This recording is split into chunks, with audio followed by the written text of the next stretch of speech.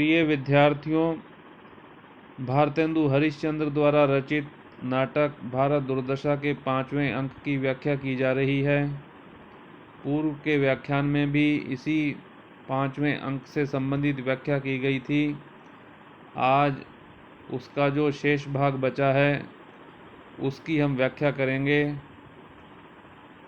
वस्तुतः यह नाटक का 5वां अंक एक सभा से प्रारंभ होता है।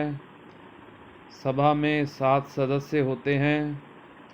सभी सदस्य अपने अपने मत के अनुसार अपने विचार व्यक्त करते हैं कि किस प्रकार से हम भारत दुर्देव की सेना का प्रतिकार करें, किस प्रकार से हम अपने देश को बचाएं। तो हम देखते हैं कि इसके पूर्व के व्याख्यान में हमने जहाँ से छोड़ा था, प्रथम पहला देशी कहता है पर उसके पढ़ने का और समझने का भी संस्कार किसको है। जब कवि कहता है और हम ऐसी ही कविता करेंगे, तो प्रथम देशी कहता है कि पर उसके पढ़ने का और समझने का भी संस्कार किसको है। नेपथ्य में से पीछे से आवाज़ आती है, भागना मत अभी मैं आती हूँ। इस प्रकार की आवाज़ आती है, भागना मत अभी मैं आती हूँ। सब डर के चौकन्ने से होकर इधर उधर देखते हैं। वो जो सभा होती है, सभा में जो सारे सदस्य होते हैं, वह जैसे ही पीछे नेपथ्य में से आवाज़ आती है तो सब डर जाते हैं, चौकन्ने होकर इधर उधर देखने लग जाते हैं। दूसरा देशी बहुत डरकर, अत्यंत घबराकर, बाबा रे, जब हम कमेटी में चले थे तब पहले ही छींक हुई थी, अब क्या करें, टेबल के नीचे छिपने का उद्योग करता है। अर्थात इसके माध्यम से हम यह जानने का प्रयास कर सकते हैं कि यहाँ नाटककार ने भारतवासियों में जो अंधविश्वास है उसका भी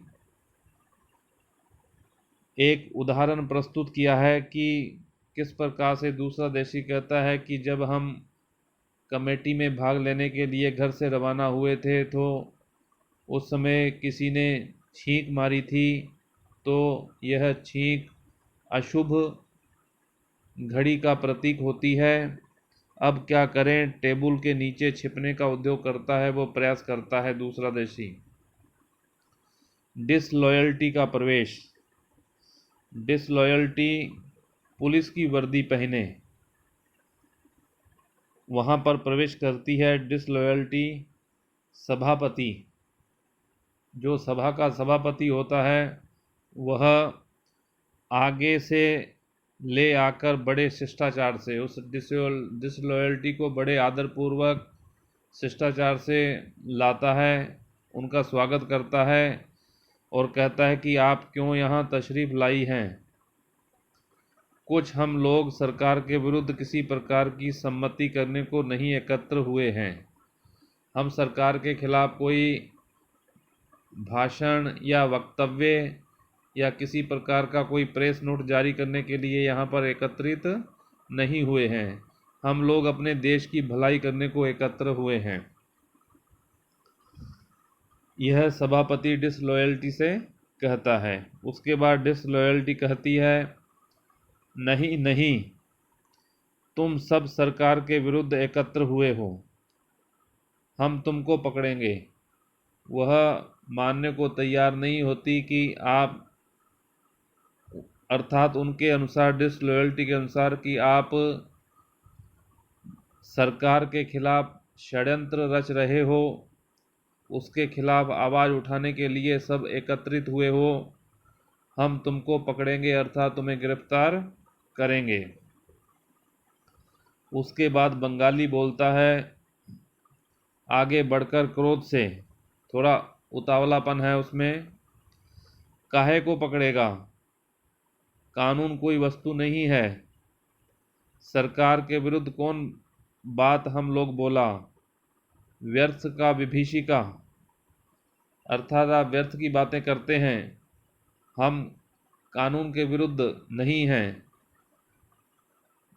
सरकार के विरुद्ध हम बात नहीं कर रहे हैं, आप हमें किस प्रकार से गिरफ्तार करेंगे? यह बंगाली कहता है। उसके बाद डिसलॉयल्टी फिर कहती है, हम क्या करें? जैसे ही बंगाली क्रोध के स्वर में कहता है, उनका प्रतिकार करता है डिसलॉयल्टी का, तो डिसलॉयल्टी कहती है, हम क्या करें? गवर्नमेंट की पॉलिसी यही है, सरकार की जो पॉलिसी है, जो एक्ट है, वह यही है। कवि वचन सुधा नामक पत्र में गवर्नमेंट के विरुद्ध कौन बात थी? जो कवि वचन सुधा पत्र निकाला गया था, उसमें भी वो उदाहरण प्रस्तुत करती है कि उसमें भी सरकार के विरुद्ध कोई बात ऐसी नहीं थी, फिर क्यों उसे पकड़ने को हम भेजे गए? हम लाचार हैं, हम विवश हैं, हमें यहाँ पर अपना कार्य करना है। दूसरा देशी टेबल के नीचे से रोकर, हम नहीं तमाशा देखने आए थे। वह अत्यंत घबरा जाता है, डर जाता है और नीचे से रोने की आवाज़ आती है और कहता है कि हम इसमें शामिल नहीं थे, हम इसमें शामिल नहीं थे, हम तो केवल तमाशा देखने आए थे।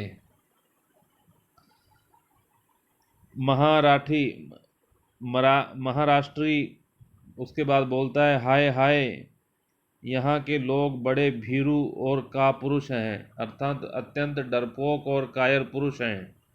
मराठी व्यक्ति बोलता है, हाय हाय, यहाँ के लोग बड़े भीरू और कापुरुष हैं। इसमें भय की कौन बात है? कानूनी है। यदि हम कोई मंत्रणा, विचार या अपना वक्तव्य प्रस्तुत कर रहे हैं तो यह गैर कानूनी नहीं हो सकता, यह कानून के अंदर ही आता है, यह कानूनी है। सभापति कहता है उसके बाद, तो पकड़ने का आपको किस कानून से अधिकार है? आप किस कानून के तहत हमें पकड़ने के लिए आए हैं? प्रश्नवाचक चिन्ह। डिसलॉयल्टी कहती है कि इंग्लिश पॉलिसी नामक एक्ट के हाकिमेच्छा नामक दफ़ा से, जो दफ़ा होती है, जो धारा होती है, वो कौन सी बताई?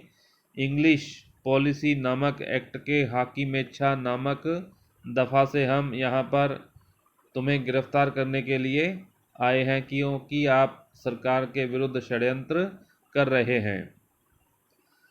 महाराष्ट्री बोलता है, परंतु तुम।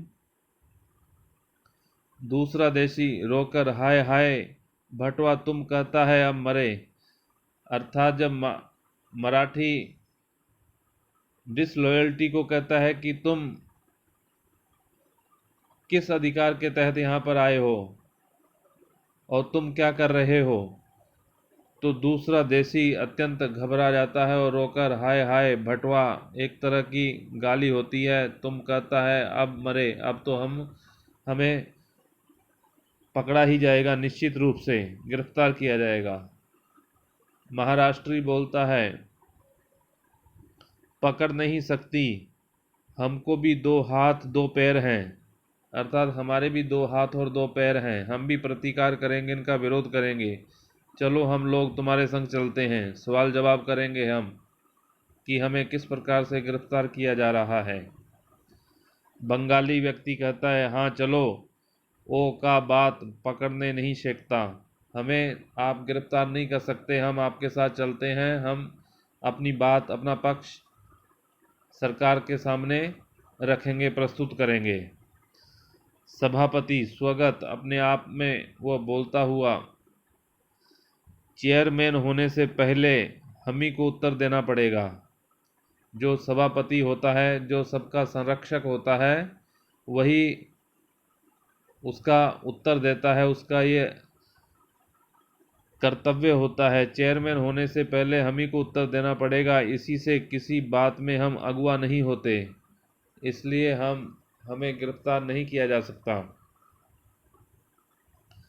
डिसलॉयल्टी उनकी बात को मान लेती है और उनसे कहती है कि अच्छा चलो, सब चलने की चेष्टा करते हैं। जवनिका गिरती है, पर्दा गिर जाता है और नाटक का जो 5वां अंक है वो यहीं पर समाप्त हो जाता है। तो इस प्रकार भारतेंदु हरिश्चंद्र द्वारा रचित यह नाटक भारत दुर्दशा का 5वां अंक था, जिसकी व्याख्या आज हमने की है। इस पूरे अंक में एक सभा का वर्णन किया गया है कि किस प्रकार सभा में सभी लोग अलग अलग राज्यों से, अलग अलग भाषा बोलने वाले लोग भारत की दुर्दशा को देखकर उसे बचाने के लिए, भारत दुर्देव से बदला लेने के लिए एक सभा का आयोजन करते हैं और सभी अपने अपने विचार व्यक्त करते हैं। लेकिन नाटककार के अनुसार इसमें खास बात यह है कि इसमें उन्होंने भारतवासियों की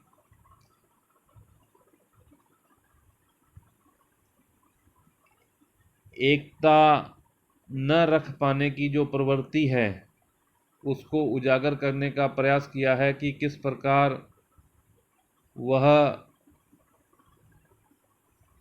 अलग अलग विचारधारा के होते हुए किसी एक मत पर सहमत नहीं हो पाते हैं और किसी निष्कर्ष पर नहीं पहुंच पाते हैं।